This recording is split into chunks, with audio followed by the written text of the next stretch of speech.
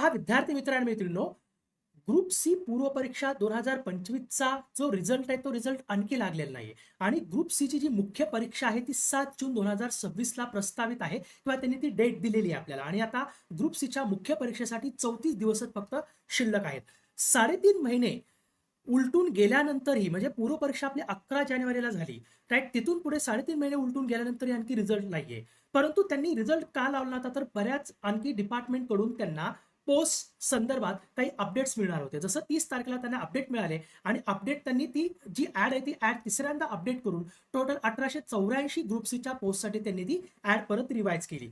परंतु आता इथं काय प्रॉब्लेम आहे, तर विद्यार्थी का संभ्रमात आहेत, कारण 34 दिवसात आता मुख्य परीक्षेला शिल्लक आहेत आणि रिझल्ट नाहीये. पण नियम काय सांगतो, नियम असा सांगतो की रिझल्ट लागल्यानंतर तुम्हाला मुख्य परीक्षेसाठी एमपीएससीने 45 ते 50 दिवस देणे गरजेचं आहे. जसं आता राज्यसेवेसाठी त्यांनी केलं. राज्यसेवा मुख्य परीक्षेची त्यांनी डेट ऑलरेडी दिली होती, परंतु रिझल्ट लागल्यानंतर फक्त 40च दिवस त्या राज्यसेवा मुख्य परीक्षेसाठी मिळत होते.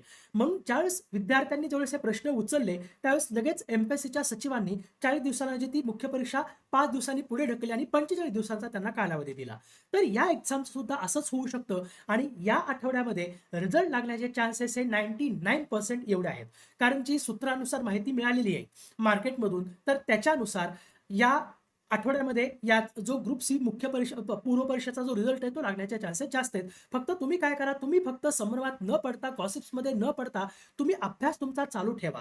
आणि जे लोक ग्रुप बी साठी अभ्यास करतायत, राईट, मुख्य परीक्षेसाठी त्यांच्याकडे 13 दिवस आहेत, त्यांनी तर बिलकुल या गॉसिप्समध्ये वगैरे बिलकुल पडू नका. तुम्ही ग्रुप बी मुख्य परीक्षेवरती फोकस करा आणि नंतर मग ग्रुप सी मुख्य परीक्षेवरती फोकस करा, राईट. तर काहीही तुम्हाला काय संभ्रमात बिलकुल कोणीही काय तुम्हाला काही येऊन बोलेल त्याच्यावर काही विचार किंवा लक्ष त्याच्यावरती देऊ नका आणि कुठल्याही प्रकारचा त्याच्यावरती विश्वास ठेवू नका. फक्त तुम्ही काय करा, तुमचा अभ्यास फक्त करत राहा. कारण बरेच विद्यार्थी या काळामध्ये गॉसिप्समध्ये अडकलेले असतात. ते बरेच विद्यार्थी अभ्यासामध्ये लक्ष देत नाहीत.